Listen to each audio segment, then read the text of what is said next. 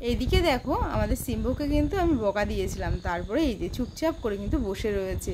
আর ও বকা খাওয়ার পরে ও চলে এসছে ও দিদিভাই আর পাপার কাছে। ও দিদিভাই এখানে শুয়েছিল পাপার সঙ্গে, আমি ঘরে এসে দেখি ও কিন্তু ওর পাপার সঙ্গে দিদিভাইয়ের সঙ্গে শুয়ে রয়েছে। তো এরা না খুব আদর প্রিয়, যেখানে আদর পাবে সেখানে কিন্তু মানে চলে যাবে। আর এদিকে সন্ধে হতে না হতেই দেখো আমি কিন্তু মাম্মামকে একটু ম্যাগি করে দিয়েছিলাম আর সবাইকে চা করে দিয়েছি। আমার চাটা রয়েছে এখনও কিন্তু খাওয়া হয়নি, তার কারণ এই যে আমার বড় মানে মেন সদস্য যে, তাকে খাবারটা না দিয়ে মানে সন্ধ্যেবেলা টিফিনটা না দিয়ে আমি তো চা খেতে পারি না, এই কারণে ওকে আগে একটু দই মুড়ি আর কলা দিয়ে মেখে দিলাম। তারপরে খাওয়াটা কমপ্লিট হয়ে যাওয়ার পরে জল খাইয়ে আমি কিন্তু ঘরে চলে এসেছি আর আমার চা আর বিস্কুট নিয়ে।